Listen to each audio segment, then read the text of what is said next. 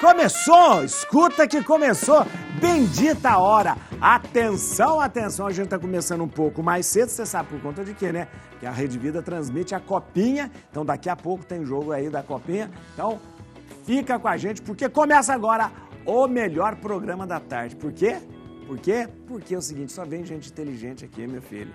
Só vem gente inteligente para falar com a gente. E hoje a gente vai falar uma coisa muito séria, muito séria. A gente vai falar sobre a inclusão de pessoas com deficiência no mercado de trabalho. E entender de forma mais aprofundada sobre o que é a pessoa com deficiência, como que isso impacta na vida das pessoas e também a nossa, sabe? Então vamos lá. Prepare o seu café, ajeite-se no seu sofá, porque começou Bendita a Hora. Eu estou recebendo aqui na Rede Vida de Televisão, Dr. João Batista. Dr. João Batista, muito obrigado pela sua presença aqui com a gente. Pai. Olha, como é importante que a gente possa conversar sobre esse assunto.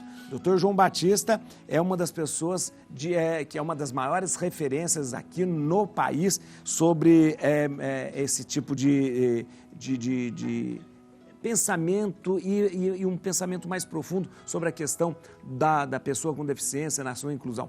É um homem autor de vários livros, né? É médico, ele é médico, né? Médico, mas além de ser médico, ele é doutor também, né? Doutor, né? Porque a gente chama o médico de doutor, mas poucos médicos são doutores, né? Então, ele é médico e é doutor também. Doutor e mestre de medicina pela USP. E a gente vai começar falando sobre a inclusão e eu queria que você acompanhasse esse VT para depois a gente conversar. As pessoas com deficiência, embora tenham algum impedimento de longo prazo de natureza física, mental, intelectual ou social, podem e devem ter participação plena e efetiva na sociedade, em igualdade de condições com as demais pessoas. Conhecer e respeitar as características das pessoas com deficiência é fundamental para sua inclusão no mercado de trabalho. Mas quais as barreiras para que isso aconteça em maior escala? Esse é o assunto de hoje no Bendita a Hora. Fique ligado. Doutor João Batista, a gente fala assim, geralmente a gente usa a palavra pessoa com deficiência, hoje se usa a palavra com pessoa com deficiência, né? Já usamos deficiente antigamente, né? Pessoa com deficiência, mas que pessoas estão enquadradas nesse termo, pessoas com deficiência? Padre, primeiro, obrigado por mais essa oportunidade de a gente estar discutindo um assunto tão importante como esse. As deficiências elas podem ocorrer normalmente, a classificação técnica é de 4 ordens. A física, a mental, Sim. A auditiva e a visual. É diferente, auditiva e visual é diferente. Por que exatamente essa classificação existe? Ela existe principalmente porque as condições de inclusão de cada uma dessas deficiências, elas são muito particularizadas. É diferente alguém querer ter, dentro do seu quadro, querer ter como colaborador um deficiente auditivo e um deficiente visual, ou um cadeirante, ou um indivíduo com déficit de cognição ou intelectualidade. Eu acho que o importante para a gente poder entender essas formas diferentes e poder se falar é se diferenciar o que é deficiência do que é inclusão. Tá. Isso é muito comum, essa confusão. Todas as vezes que se falar em inclusão, a gente não necessariamente vai estar falando que existem dificuldades exclusivas do exercício de alguma coisa. Quando a gente falar em deficiência, existe algum órgão afetado que vai despropiciar aquele indivíduo ter a mesma qualidade, competitividade e quantidade de trabalho. O que eu quero dizer com isso? Inclusão serve para tudo aquilo que se tenha pré-conceitos que possam alijar ou não trazer condições de igualdade entre as pessoas. Quando se fala em deficiência, a gente tem que fazer a inclusão, mas a inclusão dentro daquela condição possível para aquele indivíduo que possa ter a deficiência. O senhor não usou a palavra limitado. Ela não deveria ser usada? Eu entendo que não. Eu acho que não existe limitação. Não existe ninguém que não tenha qualquer déficit de alguma coisa. Quando a gente usa lente corretiva, é um déficit visual. É verdade. Então, falar assim, déficit, alguma coisa assim, perfeito não existe. É verdade. O que existe é um maior grau, um acentuado grau que possa propiciar ou deixar de trazer aquela pessoa a uma competitividade, a uma qualidade ou uma quantidade de trabalho. Agora, essas pessoas, quando elas vão buscar emprego, elas enfrentam desafios.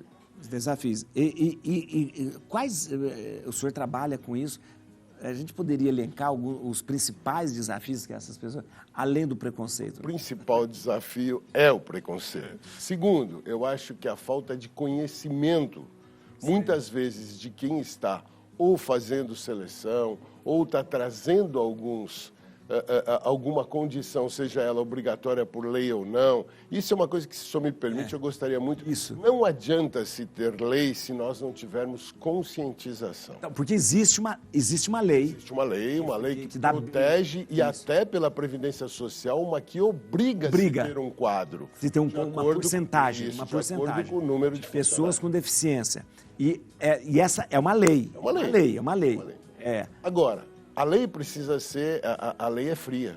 Ela precisa ser, primeiro, orientada e, segundo, interpretada. Verdade. Existem determinadas condições que realmente não adianta eu querer aplicar o bojo frio da lei, porque naquela profissão, naquela atividade, é impossível eu colocar um deficiente. Não porque eu não quero incluí-lo, mas porque eu vou estar colocando em risco a própria integridade física daquele indivíduo. Então, eu acho que é importante dois vieses, finalmente respondendo ao senhor. Eu acho que é fundamental que se tenha, primeiro, orientação, divulgação e ensinamento sobre cada condição de deficiência. Segundo, que se descortine o preconceito de que deficiência é sinônimo de não existir como se aproveitar aquela condição. Sim. Todos nós, como eu disse, temos deficiências, cada um na sua área. Claro. Só que todos nós temos, inclusive o deficiente, hoje se vê até o deficiente intelectual, ele pode tranquilamente ser aproveitado em condições das quais ele possa exercer sua atividade.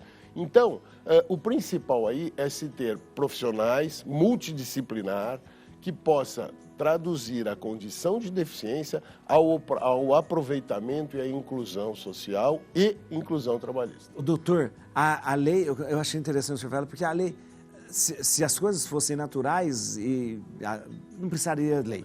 Então a lei existe porque existe uma resistência ainda de empresas e tal. Então a lei está ali, pelo menos ela vem sanar alguma coisa. Mas as empresas, para elas se tornarem mais inclusivas, o senhor falou uma coisa que é interessante. Primeiro pela educação, né? Mas para ela se tornar mais inclusiva e não simplesmente depender só da lei, porque eu não sei se há vantagens, essas leis trazem vantagens para a empresa. Vantagens, vamos dizer assim, subsídios, não. O que ela traz, na verdade, primeiro, é a obrigação. Sim. Então, ela pune quem não executa. Tá. E segundo, o que se observa na prática, estatisticamente, é que esses indivíduos, até para suprir as suas dificuldades, não vamos chamar de deficiência, de dificuldades, eles são profissionais de alta competência naquilo que eles se propõem a fazer, aumentando produtividade, aumentando inclusão, aumentando afinidade dentro do próprio meio de colaboradores. Ou seja, de qualquer forma, é um ganha-ganha. A empresa ganha, eles têm alta produtividade, claro. Eu vou ter que, como eu disse, adequar aquele indivíduo às condições às quais ele possa exercer sua atividade. Mas quando ele exerce com muito, mas com muito empenho, com muita produtividade, e ele traz dentro daquilo que é fundamental no meio ambiente de trabalho, que é deixar de ter a frieza do você faz e eu pago. Isso, ter um lado emocional, um lado de cuidado, um lado de proteção, de tutela, que é o que se busca na própria legislação da CLT. A CLT busca tutelar o colaborador. E o que a gente observa aqui na prática, quando se tem a inclusão feita de forma técnica, o senhor acaba tendo principalmente o quê? Uma integração muito maior entre os colaboradores em decorrência. Interessante. Então, na verdade, melhora até o ambiente de trabalho. O ambiente de trabalho. Melhora o ambiente de trabalho. Até a gente vamos ver. Merchan, agora, Merchan? Então, depois eu quero perguntar, mas fazer uma pergunta para o senhor. O senhor toma café? Tomo. Ah, vai tomar café mesmo aqui, ó. Então, eu fiz o café pro senhor. Obrigado, pai. Tá na hora de tomar café. Aqui, ó. O senhor toma café com açúcar ou sem açúcar, sem doutor? Sem açúcar, pai. Ah, doutor, por que o senhor faz isso? Eu vou tomar com açúcar depois. Eu falo assim, que quem toma café sem açúcar se acha superior aos outros. Não. Rafael, não entra na onda do pessoal, não. Porque eu esperava mais de você, viu, Rafael? Você também entrou, não. Aqui, eu queria que a gente acompanhasse agora um VT, eu acho importante a gente falar, porque fala dessa relação das empresas que buscam realmente, de uma forma muito preocupada, fazer a inclusão para pessoas com PCD. Vamos lá. Aliás, PCD. Muitas organizações têm assumido discursos comprometidos com a diversidade e inclusão. E isso vale também para a contratação de PCDs em suas metas e políticas de recursos humanos. No entanto, a verdadeira medida do comprometimento vai além das palavras e se reflete também no dia a dia da empresa. Um dos desafios enfrentados é superar estigmas e preconceitos que, infelizmente, ainda existem na sociedade. Empresas que compreendem isso não apenas criam oportunidades iguais, mas também promovem uma cultura organizacional inclusiva, que beneficia a todos os colaboradores. As empresas que realmente se preocupam com as vagas destinadas a PCDs não apenas cumprem cotas, mas incorporam a inclusão em sua missão e práticas diárias. Elas reconhecem que a diversidade de pessoas é uma força que impulsiona o sucesso organizacional, indo além dos benefícios legais. Elas realmente constroem um ambiente de trabalho verdadeiramente inclusivos. É interessante que o senhor tinha falado tudo isso antes. Mas ainda existe mito, ainda existe que de repente atrapalha uma empresa de contratar alguém com um PCD? Existe, padre. Eu acho que existe pelos dois motivos principais que eu já havia até citado. Um deles é a falta vamos dizer assim, de educação da empresa. Segundo, e eu acho que esse é o principal, é que, como a lei foi criada, para o senhor ter uma ideia, a primeira foi de 89, ela foi nova. Ela foi modificada em 99 e a última é de 2015, que traz realmente a inclusão. Aí, o grande problema é assim, ó, ela foi criada e ela precisa ter adaptações, porque muitas empresas também não o fazem, não é em função de que elas não querem fazer, existem condições que são impossíveis de serem feitas, tá? Não que ela não possa incluir, vou voltar a repetir. Isso, ter o quê? Cumprir cotas. Para cumprir essa cota e cumprimento, obviamente, da condição legal, ela precisa, primeiro, ter uma orientação do Estado, que muitas vezes nem o Estado cumpre essa cota. Segunda condição, ela tem que ter uma condição onde há que se ter a flexibilização da lei de acordo com as atividades daquela empresa. Eu não posso, por exemplo, só para a gente usar um exemplo, numa empresa de segurança, de vigilância, usar deficiente dentro de condições operacionais. Eu posso usar, sim, condições administrativas. Ah, entendi. Então, a cota deveria estar voltada para a condição administrativa. Como é que eu coloco um vigilante armado que tenha qualquer tipo de deficiência, qualquer um dos 4 tipos de deficiência? É impossível. É verdade. Só que quando a lei fala, ela fala no montante de funcionários. Então, se pensou muito em qualidade, em obrigação, e não se pensou em orientação e quantidade. Interessante. Agora, doutor, as pessoas com deficiência que estão nas empresas, existe algum tipo de apoio para essas pessoas no ambiente de trabalho? Ou a empresa deveria se preocupar, mas deveria existir? Tem que existir. Inclusive, existe um programa chamado Programa de Controle Médico de Saúde Ocupacional, que ele é voltado para a condição de cada meio ambiente de trabalho e atividade profissional. Então, aquele indivíduo tem que passar de acordo, ele faz um laudo inicial de PCD, de acordo com aquela classificação que se encaixe nas condições, porque não é qualquer, isso é importante também, foi muito importante o que o senhor colocou, porque não é qualquer condição de deficiência que se encaixa na condição de PCD para cota. Sei. Existe lei específica traduzindo quais são essas condições. E aí, esse é um outro viés a ser discutido, que o legislador trouxe aquilo que naquele momento era, vamos dizer assim, importante para se utilizar e parou por aí. Só que existem determinadas outras condições que podem ser classificadas nisso e que elas poderiam ter um muito maior aproveitamento por parte das empresas. Eu vou falar, foi ali, mas eu vou perguntar uma coisa para você.